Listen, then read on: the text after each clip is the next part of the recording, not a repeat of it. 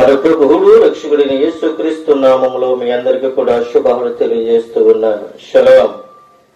ప్రియమైన దేవునికి బిడ్డలారా, ఉదయకాల సమయంలో ప్రభు మీ కొరకు, మీ కుటుంబాల కొరకు దేవుని యొక్క దైవచనుడిగా నేను ప్రతిరోజు ప్రార్థన చేస్తూ ఉన్నాను. కొద్ది నిమిషాలు దేవుని యొక్క వాక్యాన్ని ఈ రోజు మనము పంచుకోబోతూ ఉన్నాం, ధ్యానించుకోబోతూ ఉన్నాం. పరిశుద్ధాత్మ దేవుడు మనతో మాట్లాడబోతూ ఉన్నాడు. ప్రియమైన దేవునికి బిడ్డలారా, లోకాసువార్త 15వ అధ్యాయము 1వ వచనములో ఈ విధంగా ఆయన మనకి బయలుపరుస్తూ ఉన్నాడు. ఒకప్పుడు సమస్తమైన శుంకరులను, పాపులను ఆయన బోధ వినుటకు ఆయన దగ్గరికి వచ్చిచుండగా పరిసయ్యులను, శాస్త్రులను అది చూసి ఇతడు పాపులను చేర్చుకుని వారితో కూడా భోజనము చేయుచున్నాడని చాలా చదువుకున్నరి. ప్రియమైన దీనికి బిడ్డలారా, ఇక్కడ 2 విషయాలు మనకి కనబడుతున్నాయి. శుంకరులను, పాపులను ఆయన బోధ వినుటకు ఆయన దగ్గరికి వచ్చి ఉన్నారు. 2 వ్యక్తులు ప్రభువైన యేసుక్రీస్తు బోధ వినడానికి వచ్చి ఉన్నారు. మరెవరు అంటే శుంకరులు, పాపులను. ఎవరు బోధ వినడానికి వచ్చారు అనంటే ఆయన బోధ, యేసుక్రీస్తు ప్రభు వారి యొక్క బోధ వినడానికి, పరిశుద్ధాత్మ దేవుని యొక్క మాటలు వినడానికి ఆ శుంకరులను, పాపులను ఆయన వద్దకు వచ్చి ఉన్నారు. వచ్చిన తరువాత అక్కడ మరి యొక్క 2 మంది కనబడుతూ ఉన్నారు. ఎవరు అంటే పరిసయ్యులను, శాస్త్రులను. అక్కడ శుంకరులు, పాపులు కనబడుతూ ఉన్నారు. ఇక్కడ పరిసయ్యులు, శాస్త్రులు కనబడుతూ ఉన్నారు. ఈ పరిసయ్యులు, ఈ శాస్త్రులు అది చూసి వాళ్ళు ఏం చేస్తున్నారంటే ఇతడు పాపములను చేర్చుకుని వారితో భోజనము చేయుచున్నాడని సలుగుచున్నారు.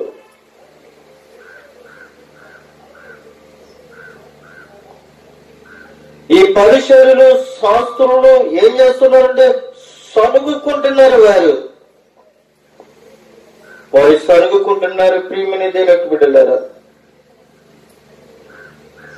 శుంకరులను, పాపులను మనం చూసినట్లయితే ఒకప్పుడు, ఇప్పుడు కూడా ఎవరితోనైనాను కలిసి భోజనము చేయడనేది వారితో ఒకరికొకరు ఏం చేస్తున్నారంటే మాట్లాడుకుంటూ ఉన్నారు. ప్రియమైన దేవుని యొక్క బిడ్డలారా, మనం చూసినట్లయితే అక్కడ 2 వ్యక్తులు కనబడుతున్నారు, ఇక్కడ 2 వ్యక్తులు కనబడుతూ ఉన్నారు. ఎందుకంటే శుంకరులను, పాపములను ఆయన బోధ వినడానికి ఆయన దగ్గరకు వస్తే ఇక్కడ పరిసయ్యులు, శాస్త్రులు అది చూసి ఇతడు పాపులను చేర్చుకుని వారితో కూడా భోజనము చేయుచున్నారని సనుగుకుంటూ ఉన్నారు. మనుషుల్లో సనుగుడే రోజుల్లో కూర్చున్నప్పుడు సనుగుకుంటారు, నడిచినప్పుడు సనుక్కుంటారు, ఒకరికొకరు మాట్లాడుకున్నప్పుడు సనుగుకుంటారు, ఏదైనా పని చెప్పినప్పుడు సనుగుకుంటారు. ప్రతి విషయంలో మనుషులలో సనుగుడు.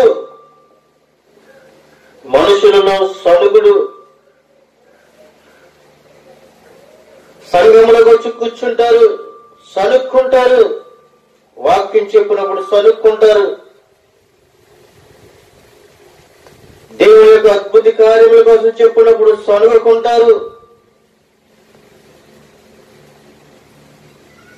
సేవకుల మీద సనుగుకుంటారు, సంఘం మీద సనుక్కుంటారు, కానుకలు వేసినప్పుడు సనుక్కుంటారు, దశభోగాలు వేసినప్పుడు సనుక్కుంటారు, ఏదైనా పని చెప్పినప్పుడు సనుక్కుంటారు.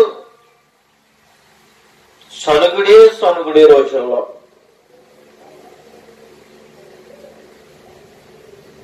భర్త భార్యకి చెప్పినప్పుడు సనుగుడు, భార్య భర్తకు చెప్పినప్పుడు సనుగుడు. ఈ సనుక్కోవడమే సరిపోతుంది జీవితం అంతా కూడా.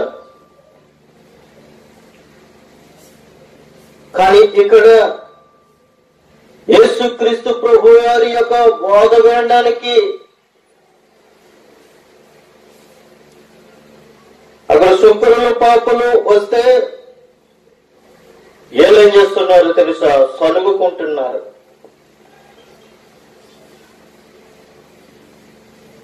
యేసుక్రీస్తు శుక్రులతో కూర్చోడానికి ఆయన సిగ్గుపడలేదు. పాపులని చేర్చుకోవడానికి ఆయన సిగ్గుపడలేదు. ఆయన పాపులతో భోజనము చేయటానికి, శుక్రులతో భోజనము చేయటానికి ఆయన ఎక్కడ కూడా సిగ్గుపడలేదండి. ఆయన శుక్రుల్ని ప్రేమించాడు,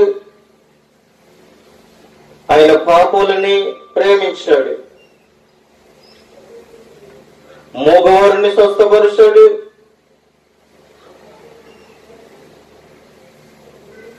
నడుము పడిపోయిన వారిని స్వస్థపరిచాడు, రక్తస్రావణ గల స్త్రీని స్వస్థపరిచాడు, కుష్ఠ రోగుని స్వస్థపరిచాడు, ఓససి గల వారిని స్వస్థపరిచాడు, మరణించిన వారిని కూడా ఆయన లేపి అద్భుత కార్యములు చేశారు. ఎన్ని చేసినప్పటికీ కూడా ప్రజల్లో తృప్తి అనేది లేదు. సనుగుడే సనుగుడు, సనుగుడే సనుగుడు. ప్రియమైన దేవునికి బిడ్డలారా,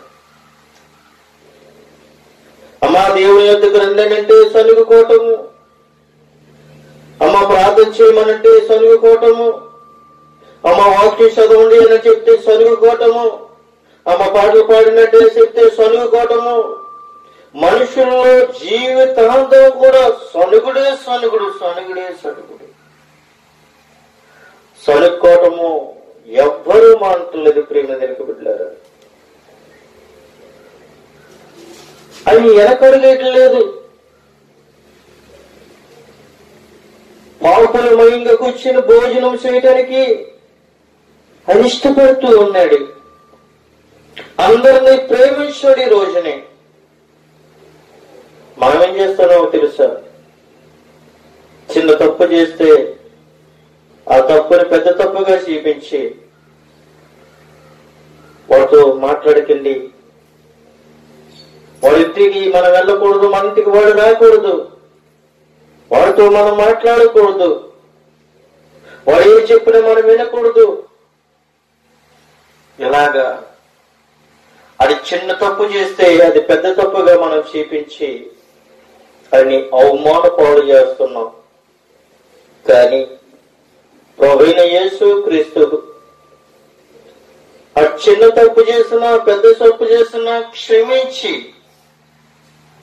వారితో భోజనము చేయటానికి ఇష్టపడుతూ ఉన్నాడు. భోజనము చేయటానికి మనము వాళ్ళు పిలిచినప్పుడు మీరేం పెడతారు అని అడగకపోతే ప్రియమైన వెనక బిడ్డలారా, నిన్ను ఆహ్వానించినప్పుడు, నిన్ను భోజనానికి పిలిచినప్పుడు మీరు నాకేం పెడతారు అని అడగకూడదు. ఈ రోజుల్లో ఏం పెడతారా అని ఆశించి వెళ్ళిన వారు ఎందరో కనబడుతున్నారు. ఈ రోజుల్లో ఆశించి వెళ్ళటము కాదు, గాని నా ప్రభువైన యేసుక్రీస్తు నాకు గొప్ప కార్యములు చేయబోతూ ఉన్నాడని ఆశతో మనం వెళ్ళాలి. యేసుక్రీస్తు యొద్దకు మనం ఎలా వెళ్ళాలి అని అంటే ఆశతో వెళ్ళాలి. ప్రభుని అడగాలి, ప్రభువా నేను పాపిని, ప్రభువా నేను దోషిని, ప్రభు నేను నీ ఇంటికి పనికిరాని వ్యక్తిని, నా తల్లి గర్భంలోనే నేను పాపములో పుట్టి పాపంలో పెరుగుతూ పాపముతో జీవిస్తూ ఉన్నవాడిని, నా పాపములను క్షమించు ప్రభువా, నా దోషములను క్షమించు ప్రభువా, నా తెలిసి తెలియని మాటలను నన్ను క్షమించు ప్రభువా.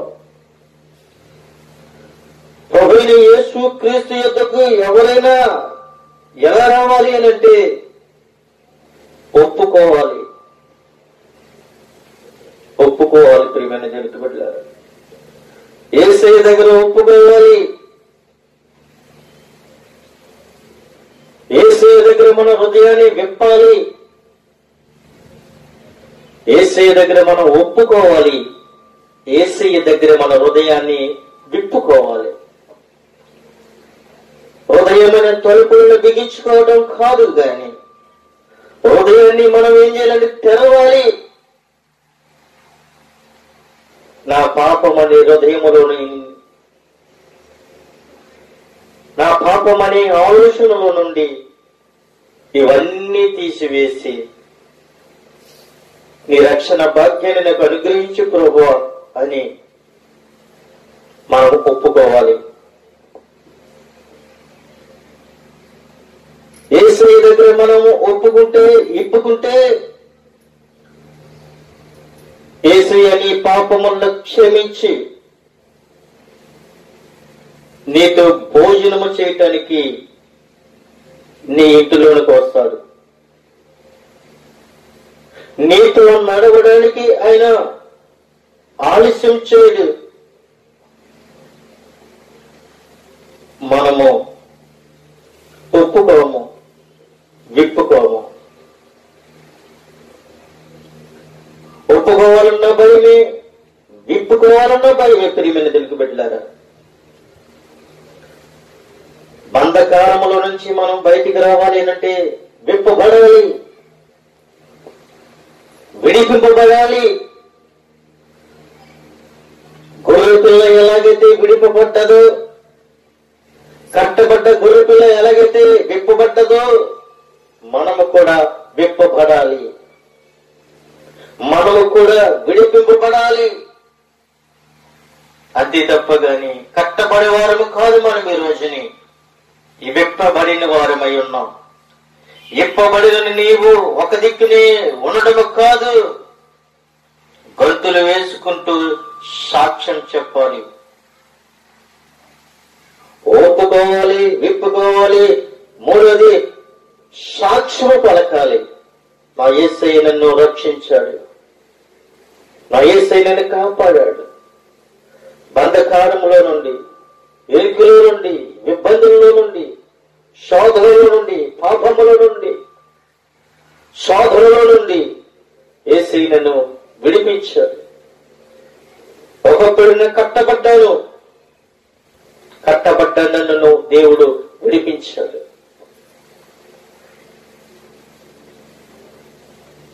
ఎక్కడ నేను విరికిని పడిపోయిన నన్ను, ముళ్ళ తుప్పులో నడుస్తున్న నన్ను సరైన మార్గము నడిపించాడు నా యేసయ్య. సాక్ష్యం చెప్పాలి. దేవుడు నీ పట్ల ఏమి అద్భుతాలు చేశాడు, ఏ ఆశ్చర్యకార్యాలు చేశాడు, అది నీవు సాక్ష్యం చెప్పమని ప్రభు సెలవిస్తూ ఉన్నాడు. ప్రియమైన దేవునికి బిడ్డలారా, ఒక విషయాన్ని మనం జ్ఞాపకం చేసుకుందాం.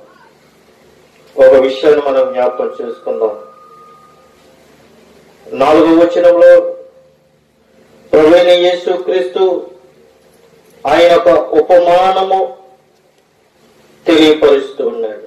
ఒక ఉపమానము, ఒక ఉదాహరణ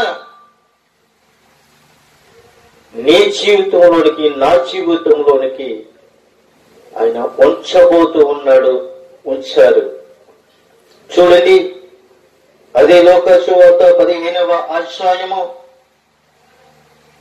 4వ వచనంలో చూసినట్లయితే, మీలో ఏ మనుషుడికైనను 100 గొర్రెలు, చూడండి ప్రియమైన, మీలో ఏ మనుషుడికైనను 100 గొర్రెలు కలిగి ఉండగా వాటిలో ఒకటి తప్పిపోని ఎడల అతడు 99 అడవిలో విడిచిపెట్టి తప్పిపోయినదని దొరుకు వరకు దానిని వెదకగా వెళ్ళడా?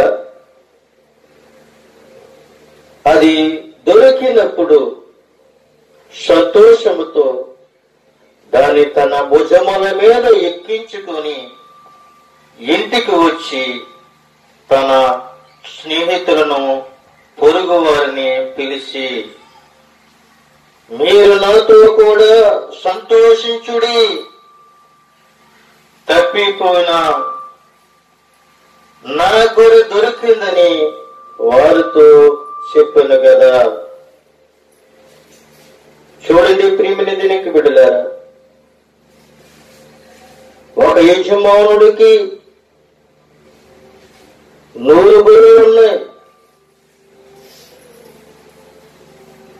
ఆ 100 గొర్రెలు ఓ గొర్రె తప్పిపోయింది.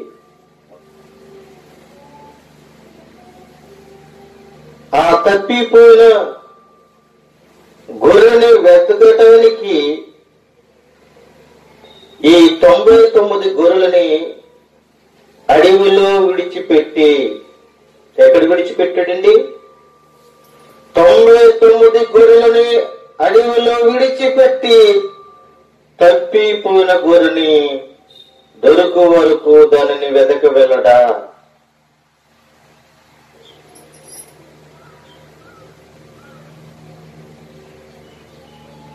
ఆ గొర్రెల యొక్క యజమానుడికి ఆ తప్పిపోయిన గొర్రె ప్రాముఖ్యం అనుకున్నాడు. ఈ 99 గొర్రెల కొరకు ఆలోచించలేదు గాని, అయ్యో ఈ ఒక్క గొర్రె తప్పికిపోయిందే, ఎక్కడ తప్పికిపోయిందో, ఎలా తప్పికిపోయిందో అని వెతకటం మొదలు పెట్టాడు. ప్రియమైన దేవుని యొక్క బిడ్డలారా,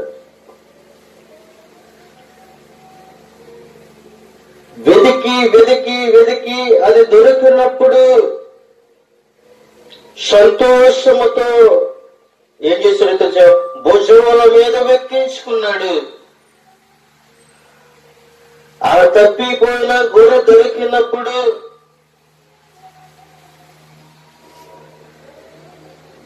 తప్పిపోయిన గొర్రె దొరికినప్పుడు ఏం చేశాడో తెలుసా? సంతోషము, ఆనందము, ఉత్సాహముతో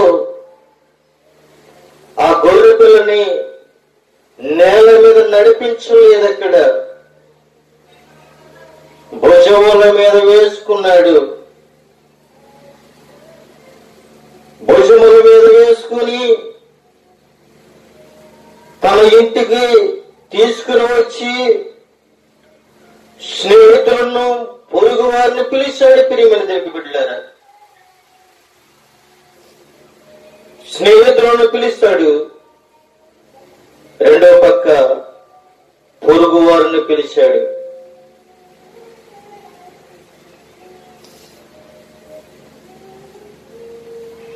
పిలిచి అతడు అంటూ ఉన్నాడు, మీరు నాతో కూడా సంతోషించండి,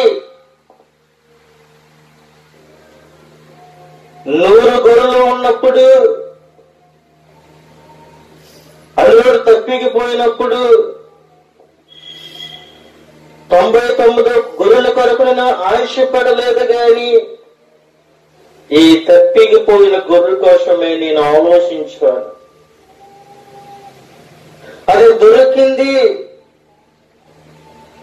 నేను ఎలాగైతే ఆనందిస్తూ ఉన్నానో, ఎలాగైతే సంతోషిస్తూ ఉన్నానో, అలాగే మీరు కూడా నాతో కూడా సంతోషించండి, ఆనందించండి అని చెప్తూ ఉన్నాడు. ఎంత ముందేమో దుఃఖముతో ఉన్నాడు, ముందు బాధతో ఉన్నాడు, ముందు వెతికాడు. కొండల్లో వెతకొచ్చు, లోయల్లో వెతకొచ్చు, అడవిల్లో వెతకొచ్చు. అది దొరికేంత వరకు కూడా అతని యొక్క ప్రయాస ఆపలేదు. అది దొరికేంత వరకు కూడా వెతకటము మానేలేదు.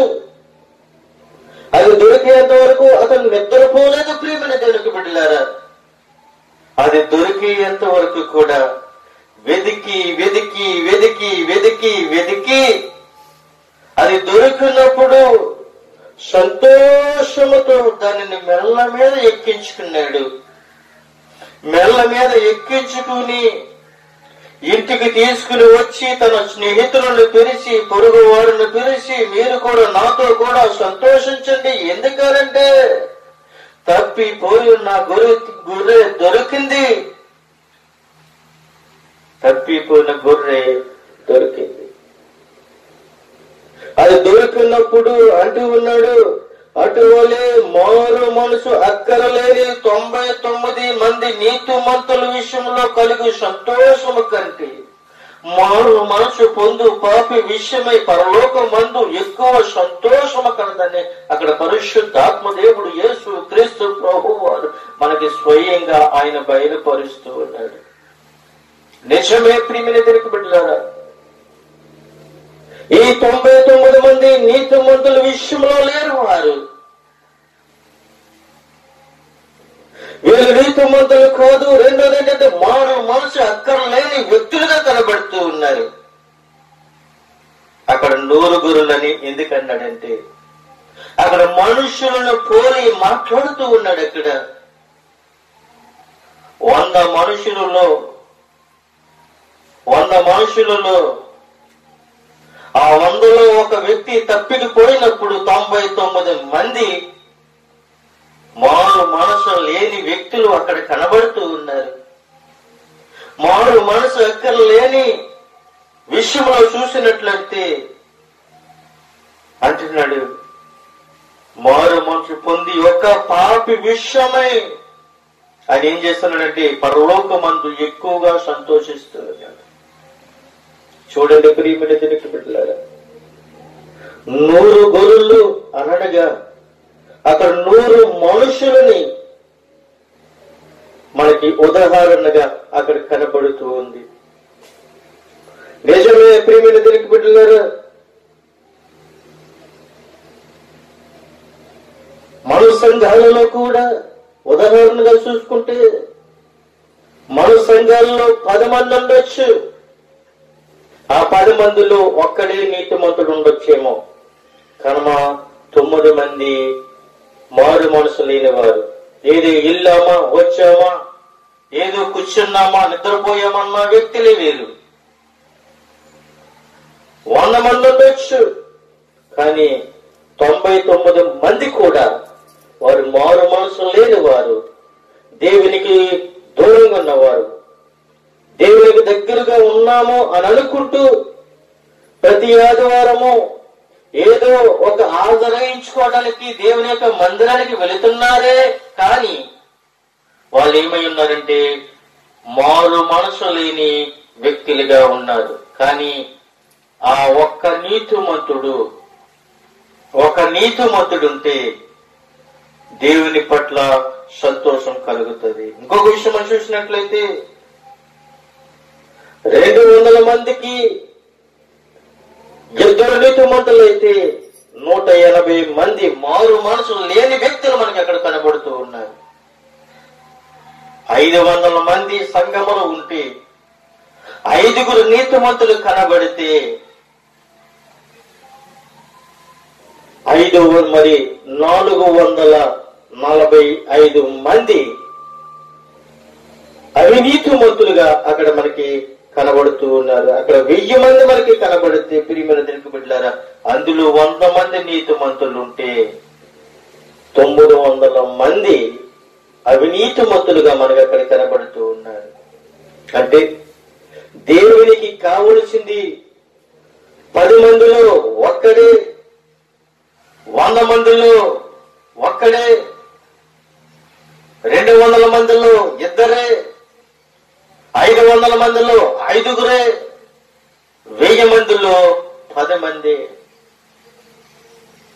నీ సంఘానికి ఎంతమంది అవుతున్నారు, నీ సంఘానికి ఎంతమంది అవుతున్నారు అని గొప్పలు చెప్పుకుంటున్నామే గాని నీ సంఘంలోకి వచ్చి కూర్చున్న వారు ఎంతమంది నీ యందు దేవుని యందు రక్షణ పొందుకోవాలని నీ సన్నిధికి వచ్చారు.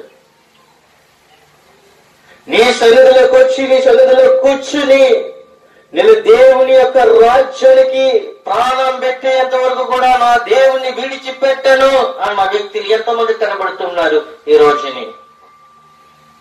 అవినీతిమంతులు కనబడుతున్నారే గాని నీతిమంతులు ఎవరు కూడా కనబడతలేదు. ప్రియమైన దేవుని బిడ్డలారా,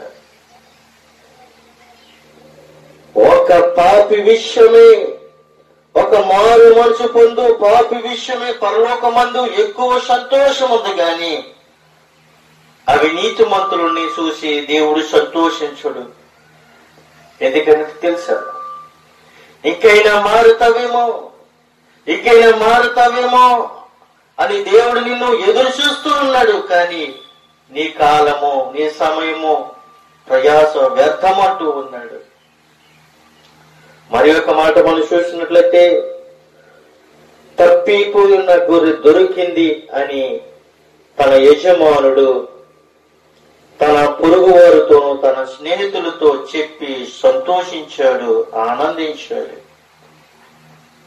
రెండో విషయం మనం చూసినట్లయితే, నేను పోగొట్టుకున్న నాణ్యమ దొరికింది అని చెప్తూ ఉంది ఒక స్త్రీ. నేను పోగొట్టుకున్న నాణ్యము దొరికింది అని చెప్తూ ఉంది. చూడండి ప్రియమైన బిడ్డలారా, అది లూకా సువార్త 15వ అధ్యాయము 8వ వచనం నుండి 10వ వచనం వరకు మనం చూస్తే అక్కడ ఆ మాట మనకి తెలియపరుస్తున్నాడు. చూడండి, ఏ స్త్రీకైనను 10 వెండి నాణ్యములుండగా వాటిలో ఒక నాణ్యము పోగొట్టుకుంటే ఆమె దీపము వెలిగించి ఇల్లు ఊడ్చి అది దొరికేంత వరకు జాగ్రత్తగా వెదకదా? అది దొరికినప్పుడు తన చెలికత్తెలను పొరుగు వారిని పిలిచి, నాతో కూడా మీరు సంతోషించండి. ఎందుకో తెలుసా, నేను పోగొట్టుకున్న నా నాణ్యము దొరికిందని వారితో చెప్పాను కదా. అటువలే మారు మనసు పొందు ఒక పాప విషయమై దేవుని దూతల ఎదుట సంతోషము కలుగునని మీతో చెబుతున్నానని అక్కడ పరిశుద్ధాత్మదేవుడు యేసు క్రీస్తు ప్రభు వారు చదివిస్తూ ఉన్నారు. అక్కడ తప్పికిపోయింది గొర్రె పిల్ల దొరికింది. ఇక్కడ ఒక స్త్రీకి 10 వెండి నాణ్యములు ఉన్నాయి, అందులో ఒకటి పోగొట్టుకుంది. ఆమె దీపం వెలిగించింది. ఆమె దీపం వెలిగించి ఇల్లంతా ఊడ్చింది. అది దొరికేంత వరకు జాగ్రత్తగా వెతికింది. నిజమే ప్రియమైన దేవునికి బిడ్డలారా, నీ హృదయమో పంట మారిపోయిందేమో, నీ హృదయమో పాపముతో నింపబడిపోయిందేమో, నీ హృదయమో డబ్బులు వెతుకుతూ ఉందేమో, నీ హృదయము అహంకారాన్ని వెతుకుతుందేమో, నీ హృదయము గౌరవాన్ని అనగా గొప్పలు చెప్పుకోవడానికి వెతుకుతూ ఉందేమో.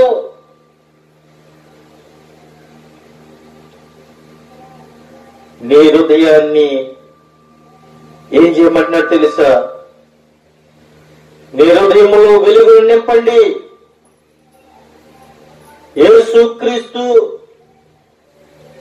అని వెలుగును నీలో నింపుకుంటే నీలో చీకటి ఉండదు. యేసుక్రీస్తు రక్తం ద్వారా నువ్వు కడగబడితే యేసుక్రీస్తు ద్వారాగా నువ్వు రక్షణ పొందుకుంటే, యేసుక్రీస్తు ద్వారాగా నువ్వు మారు మనసు పొందుకుంటే, దేవుని దూతల ఎదుట ఏం చేస్తావో తెలుసా? సంతోషముతో గొప్ప సాక్ష్యం చెప్తా. నీలో ఉన్న చీకటిని తీసివేసుకున్న కారణం ఏంటో తెలుసా?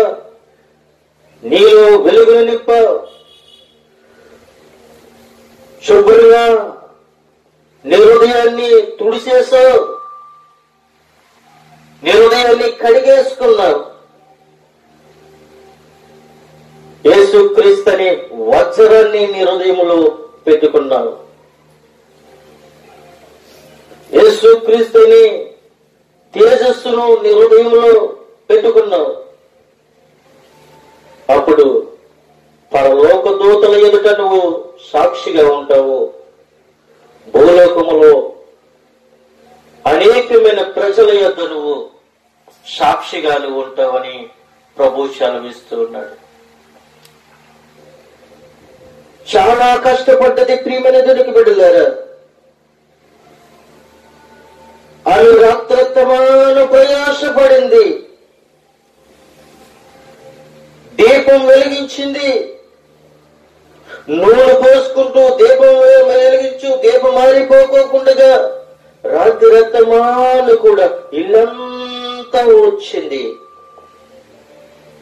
ఇల్లంతా వచ్చింది. ఉదాహరణగా మనం చూసుకుంటే, ఒకప్పుడు మన బ్రతుకులు ఎలాగుండేవి అని అంటే, పూలు గుడిసెలు ఉండేవి. మట్టి దిబ్బల మీద గృహాలు కట్టుకునే వాళ్ళము. ఒక వారము ఆ గృహము అలకకపోతే గృహాలు ఏమి ఉండేవి అంటే నెరలు తీసేసేవి, బెడ్డలు లెగిసిపోయేవి. మళ్ళీ ఆ బెడ్డలు నానిపి శుభ్రంగా నీళ్ళెట్టి తడిపి శుభ్రంగా అలికేవారము. కానీ అటువంటి పరిస్థితుల్లో నుండి ఈ రోజుని ఇల్లు ఊడ్చే పని లేకుండగా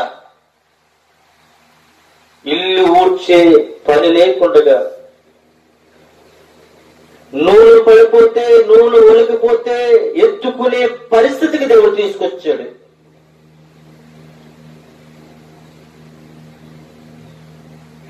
ఎందుకో తెలుసా ప్రియమైన దేవునికి బిడ్డలారా? మెట్ట బెడ్డలో నుండి, నెల తీసిన పరిస్థితుల్లో నుండి, నూనె ఒలికిపోతే ఎత్తుకునే పరిస్థితుల్లోకి నిన్ను తీసుకుని వచ్చాడు అనంటే నువ్వెంత ధన్యుడవు, ఎంత ధన్యురాలువో ఒకసారి జ్ఞాపకం చేసుకో. ఒకప్పుడు గేదెల దగ్గరికి వెళ్ళి పేడ పట్టుకుని వచ్చి కల్లా పేసి ముగ్గులు పెట్టి ఇళ్ళలుక్కుని అన్ని చక్కగా అలంకరించుకున్నప్పుడే ఆరోగ్యంగా ఉన్నారు. కానీ ఇప్పుడు మనం చూసినట్లయితే ఇల్లు అలకవలసిన పని లేదు, కల్లా పోయవలసిన అవసరం లేదు, ఇల్లు కడగవలసిన అవసరం లేదు, ఏ పని చేయవలసిన అవసరం లేదు. కాలు మీద కాలు వేసుకుంటే వెళ్ళిపోయే పరిస్థితికి. కష్టపడినప్పుడు ఏ మనుషుడికి ఎటువంటి రోగం అనేది లేదు. కానీ పనులు చేయకుండా కూర్చుని ఒళ్ళు పెంచుకునే పరిస్థితికి వచ్చినప్పుడు అనేకమైన వైద్యుల దగ్గరికి మనము పరుగులు తీస్తున్నాం, అలసట పడిపోతున్నాం. నడవలేని పరిస్థితి, కూర్చోలేని పరిస్థితి, మాట్లాడలేని పరిస్థితి. కూర్చుంటే కూర్చోలేము, నడిస్తే నడవలేము, పడుకుంటే పడుకోలేము, మాట్లాడితే మాట్లాడలేం. అటువంటి పరిస్థితికి మనము దిగజారిపోయాము ప్రియమైన దగ్గర. కానీ ఈ స్త్రీ అయితే ఆపది ఎన్ని నాణ్యములు వాటిలో ఒకటి పోగొట్టుకున్నప్పుడు ఆమె ఏం చేసింది తెలుసా? దీపం వెలిగించింది. ఇల్లు ఊడ్చింది. అది దొరికేంత వరకు కూడా ఏం చేసిందో తెలుసా? వెతికింది. ప్రియమందికి బిడ్డలారా, పోగొట్టుకున్న నాణ్యము మనం చూసినట్లయితే గ్రీకు భాషలో డ్రాక్కు అన్న మాటగా మనకి కనబడుతుంది. సగటు మనిషికి ఒక రోజు కూలి కోసము ఇంటిలో వెతకడానికి దీపం వెలిగించాల్సి వచ్చేది. ఎందుకంటే చాలా తక్కువ ఇళ్లలో కిటికీలు ఉండేవి, మట్టి నేల ఉండేవి. కాబట్టి ఇలాంటి వెతుకుతున్నప్పుడు ఇల్లు ఓడ్చి వచ్చేది. అలాగే దేవుని దూతల ఎదుట సంతోషము అంటే మారు మనసు పొందిన పాపి విషయమై దేవునికి ఆనందమని పరిశుద్ధాత్మ దేవుడు బయలుపరుస్తున్నాడు. ఒక పాపి విషయమై పరలోకమందు దూతల ఎదుట దేవునికి ఎంత సంతోషము. నీతిమంతుడిగా, యథార్థవంతుడిగా, న్యాయవంతుడిగా మాట్లాడినప్పుడు నీ తల్లిదండ్రుల ఎదుట నువ్వెంత గణనీయుడిగా కనబడతావో ఒకసారి ఆలోచించండి. మరి ఒక విషయాన్ని మనం చూసినట్లయితే, ఇంకొక విషయం, తప్పిపోదు మరి గొర్రె దొరికింది, పోగొట్టుకున్న నాణ్యము దొరికింది. ఇక్కడ చనిపోయిన కుమారుడు మరలా బ్రతికినని, తప్పించుకుని పోయిన దొరికినని తన తండ్రి సాక్ష్యముగా చెప్తూ ఉన్నాడు.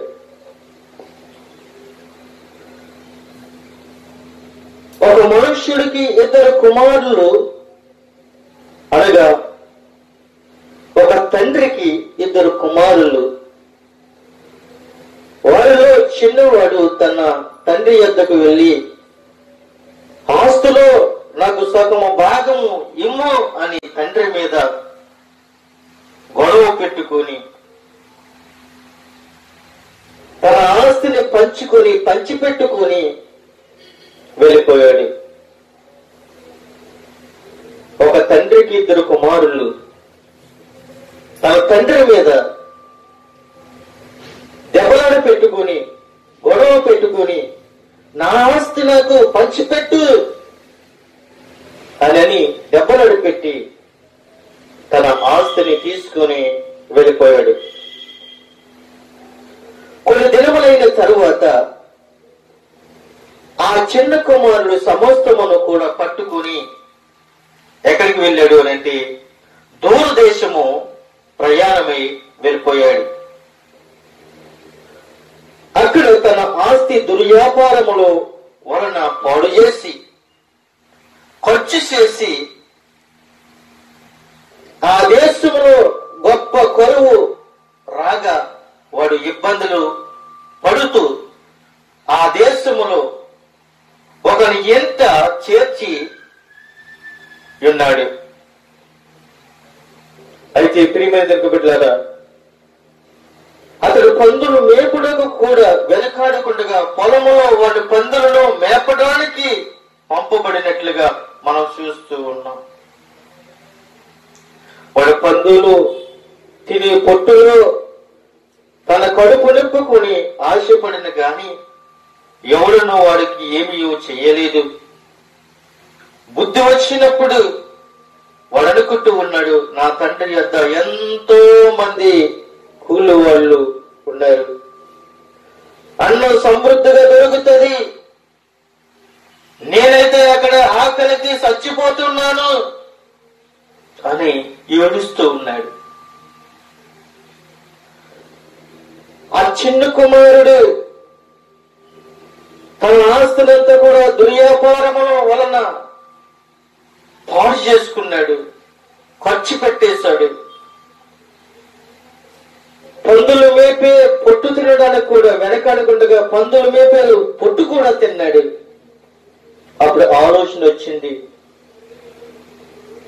నేను చనిపోతూ ఉన్నాను, కానీ నా తండ్రి యొక్క అనేక మంది, ఎంతో మంది కూలి వాళ్ళు ఉన్నారు, అక్కడ అన్నం అయితే సమృద్ధిగా దొరుకుతుంది అని తెలుసుకుని ఆలోచించి ఏం చేశాడో తెలుసా? తన తప్పును అతను తెలుసుకున్నట్లుగా ఆలోచించి అతడు లేచి తండ్రి వద్దకు వెళ్ళి, తండ్రి, నేను పరలోకములకు విరోధముగాను నీ ఎదుట నేను పాపం చేసేతని, ఇక మీదట నీ కుమారుడిని అనిపించుకున్నకు యోగ్యుడును కాను, నన్ను నీ కూలివానులో ఒకటిగా పెట్టుకోమని తన తండ్రితో చెప్పుకొనగా, లేచి తండ్రి యొద్దకు వచ్చాడు. వాడు వెళుతూ ఉండగా దూరముగా ఉన్నప్పుడు తండ్రి వారిని చూసి కనికరము పడి పరిగెత్తుకుని వెళ్లి మెడ మీద పడి ముద్దు పెట్టుకున్నాడు తన కుమారుడిని. ప్రియమైన దేవుని యొక్క బిడ్డలారా, ముద్దు పెట్టుకున్నాడు. ఆ కుమారుడు అతనితో, తండ్రి, నేను పరలోకమునకు విరోధముగాను నీ ఎదుట పాపము చేసేటని, ఇక మీదట నీ కుమారుడు అనిపించుకున్నకు యోగ్యులను కానను. అయితే తండ్రి తన దాసులను చూసి ప్రశస్తమైన వస్త్రము త్వరగా తెచ్చి వీనికి కట్టి వీని చేతికి ఉంగరము పెట్టి పాదములకు చెప్పులు తొడిగించి కొలువుల దూడను తెచ్చి ఉదయించి, మనము తిని సంతోషించుము, ఈ నా కుమారుడు చనిపోయి మరలా బతికినని, తప్పిపోంది దొరికినని చెప్పిన అప్పుడు వారు సంతోషించి సాగిరి. చూడండి ప్రియమైన దేవుని బిడ్డలారా, కుమారుడు ఎంత తప్పు చేసినా, ఎంత బాధ పెట్టినా, ఎన్ని దుర్వ్యాపారాలు చేసినా, ఎంతమంది తన డబ్బులు వేశ్యల ద్వారాగా ఖర్చు పెట్టినా తండ్రి క్షమించాడు. తన తప్పును తెలుసుకున్నాడు. నా తండ్రి యొద్ద ఎందరో పనివారు ఉన్నారు, నా తండ్రి యొద్ద అన్నం దొరుకుతుంది, నేను చనిపోతానేమో, నా తండ్రి దగ్గరికి వెళ్ళిపోతాను అని తిరిగి తండ్రి యొద్దకు వచ్చాడు. తండ్రి యొద్దకు వచ్చిన తర్వాత తండ్రి ఏం చేశాడు తెలుసా? ప్రశస్తమైన వస్త్రములు రప్పించాడు, వాడికి తొడిగించాడు, వాడి చేతికి ఒక ఉంగరము పెట్టాడు, వాడి పాదములకు పాదరక్షములు తొడిగించాడు, క్రొవ్వును దూడను తెప్పించాడు, వధించాడు, చక్కగా కుమారుడికి పెట్టాడు. తన కుమారుడు వచ్చాడని ఆనందముతో వాయిద్యములను వాయించాడు, నాట్యములను జరిగించాడు. తన అన్నగారితో అన్నాడు, నీ తమ్ముడు వచ్చి అన్నాడు, నీ తమ్ముడు వచ్చి అన్నాడు. చూడండి ప్రియమైన దేవుని బిడ్డలారా, కుమారుడు తప్పు తెలుసుకుని తన తండ్రి యొద్దకు వచ్చినప్పుడు తండ్రికి ఎంత ఆనందం వచ్చిందో. మాసిపోయిన బట్టలు తీసివేసి, మురుగు పట్టేసిన బట్టలు తీసివేసి, వారికి సలారా స్నానము చేయించి బట్టలు తొడిగి ఉన్నతమైన రీతిలో తన కుమారుడికి ఉంగరము పెట్టి, ఉన్నతమైన రీతిలో అతని కుమారుడికి పాదములకు చెప్పులు తొడిగించి, తన మందలోంచి ఒక గొర్రెని, ఒక పొట్టేలుని తీసుకుని వచ్చి వధించి తన కుమారుడు వచ్చిన సందర్భములో విందు జరిగించాడు. ఆనందముతో అంటూ ఉన్నాడు, నా కుమారుడు చనిపోయాడు, మరలా బ్రతికాడు, బ్రతికి తప్పికిపోయి దొరికాడు అని చెప్పుకుంటూ ఉన్నాడు. ఈ రోజుల్లో మాటలో గాని, ఆలోచనలో గాని, తల్లి విషయంలో గాని, తండ్రి విషయంలో గాని నువ్వు ఏదైనా తప్పుదేమో చేశామేమో, నీ తప్పు తెలుసుకొని తిరిగి నీ తండ్రి ఎదుకు రా, నీ తండ్రి నిన్ను క్షమిస్తాడు. అలాగే నువ్వెన్ని పాపములు చేసినా, ఎన్ని దోషములు చేసినా, నీ తల్లిదండ్రులను ఎలాగైతే క్షమించి నీ ఇంట్లో పెట్టుకున్నారు, నీ తప్పు తెలుసుకుని తిరిగి నీ ఇంటికి వచ్చావు కాబట్టి తండ్రి క్షమించాడు. అలాగే నీ పరలోకములో ఉన్న తండ్రి నీ పాపములు నా పాపములు క్షమించి అది ప్రశస్తమైన వస్త్రాన్ని మనకు తొడిగి నీకు నాకు ప్రశస్తమైన కిరీటము పెట్టి ప్రశస్తమైన ఉంగరము తొడిగి నీ కాళ్ళకు చెప్పులు తొడిగి ఇతడు నా కుమారుడు అని పరలోక రాజ్యములో ఆయన స్వరముతో నా కుమారుడా నీవు నా సొత్తు అయి ఉన్నావు, నేను నీకు తండ్రిని అయి ఉన్నాను, నీ పాపములను నేను క్షమించాను, ఎన్నడూ కూడా నువ్వు పాపము చేయకము, పరిశుద్ధాత్మ ద్వారా నీతో నేను మాట్లాడుతూ ఉన్నానని ఆయన మనందరినీ కూడా అభిషేకించి అనేక మంది భూలోకములో పరిసేరుడిగా, సువార్తికుడిగా, గాయకులుగా, దైవజనులుగా, ప్రవక్తలుగా ఆయన్ని చేసుకుని తన కుమారులుగా కుమార్తెలుగా స్వీకరించి మనందరికీ ఆయన దేవుడిగా ఉండి ఆయనే ఏకైక కుమారుడు, ఏకైక దేవుడు, ఆయనే నిజమైన దేవుడు, ఆదియు అంతము లేనివాడు, ఆయన నిన్న నేడి ఏకరీతిగా ఉన్నవాడు, ఆయనలో ఎటువంటి పాపము లేనివాడు, ఆయనలో ఎటువంటి అసూయ లేనివాడు, అందరినీ సమానముగా ప్రేమించేవాడు నా ప్రభువైన యేసు క్రీస్తు. ఈ మాటలు వింటున్న నీవును నేనును పరలోకమందు ప్రభువైన యేసు క్రీస్తు సంతోషించాలి అంటే భూలోకంలో నీతిమంతుడిగా యథార్థమంతుడిగా ఉండాలి అని అనుకుని రక్షణ పొందుకుని మారు మనసు పొందుకుని పరలోక రాజ్యానికి వారసుడు వెయ్యి నీ పేరు దేవుని గ్రంథంలో రాయబడితే అప్పుడు దేవుని యొక్క కుమారుడుగా నువ్వు అనిపించుకుంటే దేవుని యొక్క రాజ్యానికి నువ్వు వారసుడు అవుతావని తెలియపరుచున్న మాటలు ముగిస్తూ ఉన్నాను. కొద్ది మాటలు దేవుడు దీవించి ఆశీర్వదించును గాక. ఆమేన్. అందరికీ వందనాలు.